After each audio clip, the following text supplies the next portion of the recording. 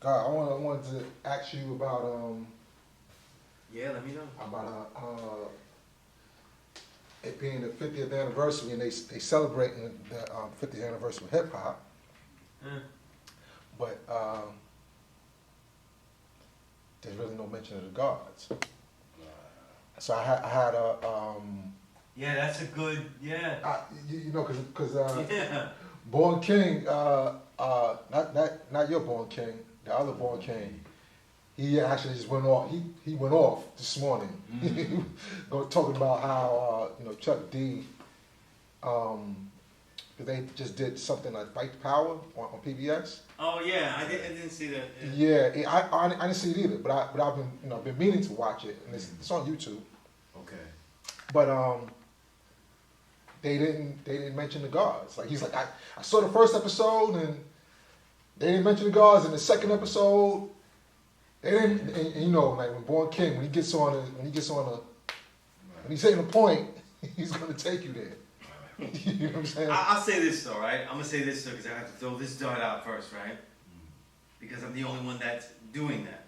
This. I think most journalism today is only going back to give you things that were missed in the 90s or to elaborate extra about things we already know about the 90s, maybe breaching a little bit into the 2000s, but they're really just rehashing stuff. So all of these so-called artists that are now journalists, though, that's all they're doing is they're dipping back. That's how whether they're good like Kweli or whether they're not so good like others, right? So there's no journalism about today's era, though. Okay? That's a plug for me and me only, because you know who's doing it? Me. That's you're the journalist. Right? But anyway, on that subject of thing, I didn't expect any of them to have that kind of stuff in there. You know what I'm saying? In my personal journey of cataloging stuff, we get ignored when we talk about what we've done, and I have it two-pronged stuff. As a 5%er, we get ignored, but also it's Puerto Rican history as well. You know what I'm saying? So those two things, I'm very used to being ignored. So like the whole Puerto Rican thing, though, we had to get crazy legs to give real documentation, and you have to go through it with the fine-tooth comb just to prove stuff that everybody in the Bronx that was there really did know, and a lot of people were just acting like they didn't know. Acting like, oh, the first day that we had the first party, I didn't see a Puerto Rican there, so they weren't in the whole thing. As if the whole elements were made in one day. Like, they gotta think, hey, this is a crazy thing, hip-hop. We just, August 12th, I think we're gonna go back and do some more hip-hop. You know what I'm saying? Like, it was made in one fucking day. Right. When in reality, for about a whole year or 2 or 3, they're really just dancing the same dances that were in the hustle, that were in the other stuff, right? They're not really doing anything until new things are, then the thing develops, right? Then when I became 5%, because I was writing in magazines when I was 85. Okay. Right? So that's from 94 on. So then, and by the time it's like 99, I'm even double bitter. So I'm like, wait a minute though. You want to write about these 5% MCs, but you don't want to have me go talk to them? You know what I'm saying? None of you even know what they're talking about. And the best example I could give is when Ason Unique, Old Dirty Bastard, you know what I'm saying? When he returned to the Essence, I was just a writer there at the Source at the time, and Dayson was an editor. He wasn't editor-in-chief just yet, the God Dayson, right? Allah. And he,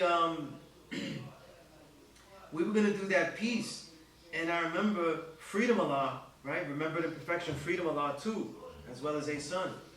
Papa Wu, we were going to get a piece from him, though, but he just didn't trust that what we would give the Source wouldn't be mutilated and destroyed and corrupted. And that's what he told me, because I was the one interviewing him. And I said, can I just do this thing because I just want to know. So it's just history that I want to know. I'm not going to make a story. And they gave the story, and they gave it to make it more high. They gave it to a white guy to write the obituary column for Old Dirty in the Source. You know what I'm saying? Mind you, they were you should have seen. I probably took. I know I took it out of my mind. The way that they analyzed us, sticking pins like a motherfucking nurse. You know what I mean? The way they analyzed these lines sounded like he was rapping about an old granny lacking a thimble. You know what I'm saying? Like, they had no idea what the verses meant. And then after a while, me and Day-Son was just like, we're not going to tell them anything. We're going to let them write that bullshit. Was it No? Was it before? No, that was after they sold No, this is when Dave Mason still was there. Oh, they still there. But he was no juggernaut of the sound. All that stuff that people say, like, the source was great and things like that, they had great writers by accident. They had great writers by accident. All that's because they had great actual writers that happened to converge at that time. It's not that they were scouted out, but except for like a few legends like Bones Malone, who obviously, is the father of my element because he made it creative.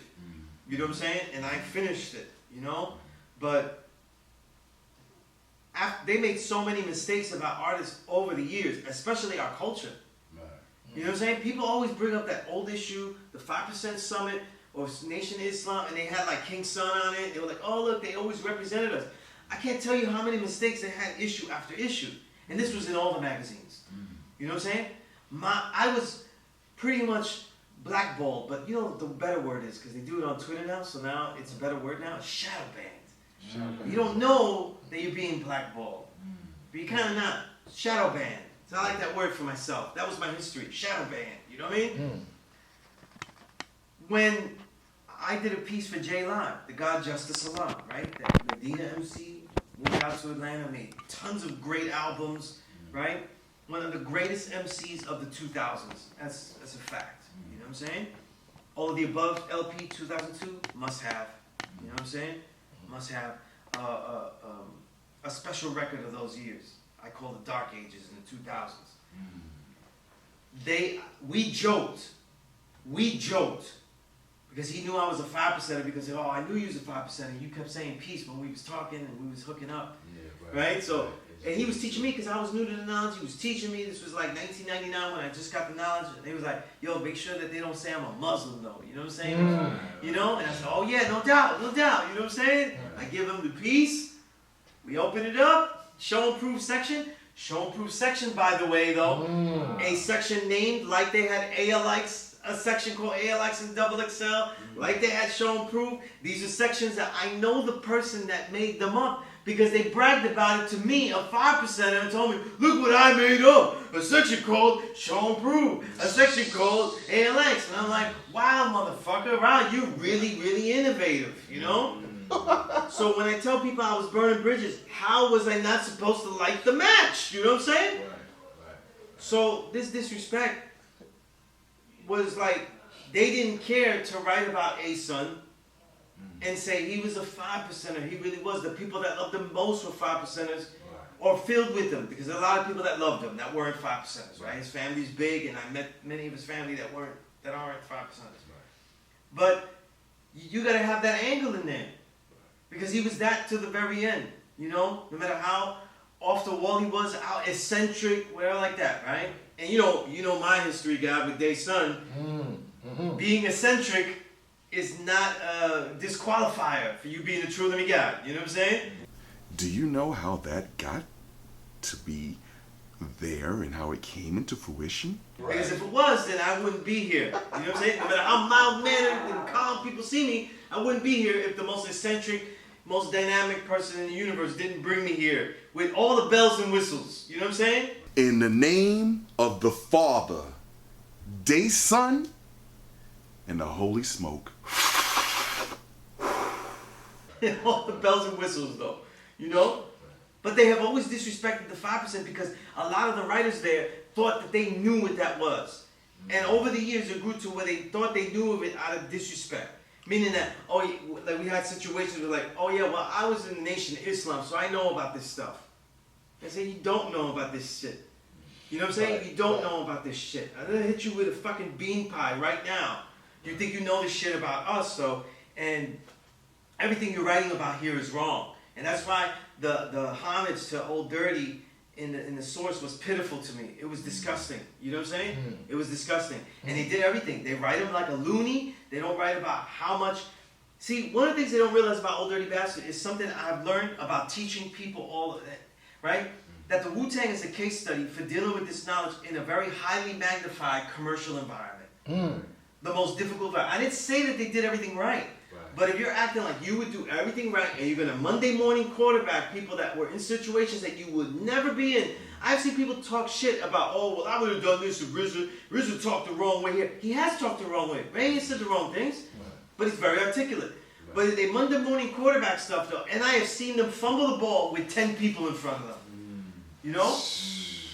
And so so when we look at Old Dirty, A-Son, Unique, right? We look at someone that, like, it's heavy to hold this knowledge. Right. And then you go up to all these places and you see, listen, the devil that we're talking about ruling though. Right. It's a little different when you see the devil actually in ruling mode. Right.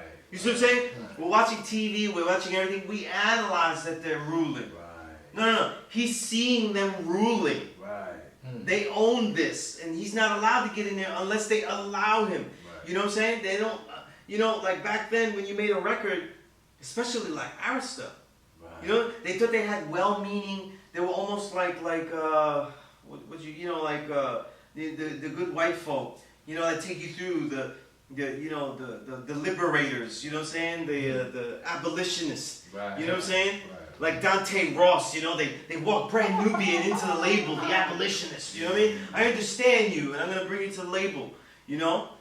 But they don't understand all this stuff. And by the time that Wu-Tang came out, it was really because of Wu-Tang. This is a side note. Because since they're not giving any 5% history, that's really why. It's really because it started with Public Enemy, but with the proliferation of Brand Nubian and then Wu-Tang, especially Wu-Tang, where you had lyrics that had to be deciphered. This was when having lyrics annotated and then soon to be analyzed with Genius.com. But annotated was very important though. Because record labels were like, I don't know what I'm signing here because I don't know what he's saying here. You know what I'm saying? Because remember Biggie? There are lines in Biggie's both albums that are muted out. Yes. They're not muted out because they're mad deep. They have like jewels in them. They're muted out because they say offensive shit. Right. That is a little too far. Right. What do you mute out with the Wu-Tang? You don't know what the hell they're talking about. Right. You know what I'm saying? Because if you muted out Raekwon stuff, you're like, oh no, but we want the drug stuff in there. That's okay. You know what I'm saying? You want the drug stuff in there. But then he's talking about like, but then there's lines in there about getting the knowledge. Like, do we take that out? Right. I don't understand. So I have no idea what to take out. Right. You know what I mean? And that's where like original hip hop lyrics archive came from. You know what I'm saying? Well, it goes to the question of, who are we giving our culture to actually be at the helm of that and driving. Because remember back then, just like when I was a writer, I couldn't write and just say, yo, this is dope. Put this shit in there. Right. I did do that. It didn't work though. That's how I was in all the magazines. I was like, yo, you accept me as dope, right? Right. Then put this shit in there. It's like, well, and that's not from like other white people. It's black folk. Yeah, right. That's telling me that bullshit. And then and you see the white man looking beyond like, from behind, and so I cannot write unless someone else okays it. So you can't be on a label unless somebody else okays it. Somebody has to say okay to it. Right. You know what I'm saying? Why do you think that people respect what RZA did? Because it's really a magic trick what he did, especially that they kept saying things that became more arcane. Arcane meaning that it's for the listener to analyze, and he probably won't get it. That's why it's still arcane, because that's why today the Wu-Tang is like more of a cult, and you kind of wear it, right? People kind of wear the gear, but they don't really know what that really means, though. It's like, it's cult following, though. It's a lot of men saying all that crazy shit. Right. You know what I mean? It's fun, And Old Dirty was kind of the peak to that, because he had deep things to say. You know what I mean? But look, one of the deepest verses that he has is on a song that they left and put it on the soundtrack instead of the Wu-Tang 5 album. He's got. I was his barber. I was his bump. That's Big's guy. Big, yeah. Yeah, every time I say somebody dope, you come in and say, "Oh, that was his barber." Yeah, I was his barber. He was cutting my barber shop Yeah. on 121st Street. That's Big's guy. Yeah. Besides Dot X, I did a few of them. Biz Marquee. See, this is what I'm saying, guys. Right. Well, you know what? It's interesting because it's our responsibility, God, to tell us. It's not PBS's No, it's not. responsibility. It's not Chuck D's or Karen Swan's responsibility to tell our history. Yeah. It's our responsibility. So, you know, I mean, I get why the God is you know, fuming about why they left us out. But Yeah, I would never do that because I've already known that they've been fumbling the ball the whole time. in the eras that everybody says were the great eras. Right. I felt they were fumbling the ball since '93. So I don't have any kind of qualms about saying that they was dope with this or dope with that. I think that most of the stuff that they ever wrote that was good was by the quality of the journalists that they had, but not necessarily that the knowledge experience that they had. They didn't have journalists of the street, which is very rare for music. You know what I mean? Right. They had journalists that were just good, really good writers and interpretive writers. You know what I'm saying? But they didn't have too many Bones Malones. Like they were on the street and they just have the gift for writing and all of it's there. So that's what they were making do with, and they made great stuff because of that. But there were a lot of mistakes when you go through those old issues. I know because I spent a lot of time in the source looking through their old issues. You know what I mean? Because what were we writing? We were writing frivolous shit. It took me 5 minutes to write what they wanted. When I wrote something deeper, they were like, "Oh, that's bad deep." You know what I'm saying? Too deep. So I was like, let me write the bullshit. But I spent my time digging, looking at stuff, taking records. I got my copy of Jay Dilla's Donuts before it came out because they threw it in an old bin and nobody gave a shit about it. They didn't even know who it was. And that's not just them. Nobody knew that was going to be a great album unless you heard it. Nobody knew that was going to be a classic of classics and a quintessential instrumental album. And they weren't on it though. They laughed at me. I keep it real. They weren't the only magazine because it was a long career. They laughed at me as well as other magazines when I pitched them MF Doom. And I pitched the Source MF Doom when he was on Adult Swim. Like how much? That's pretty pop. I thought I'd get like, give me a page. You know what I mean? Give me half a page.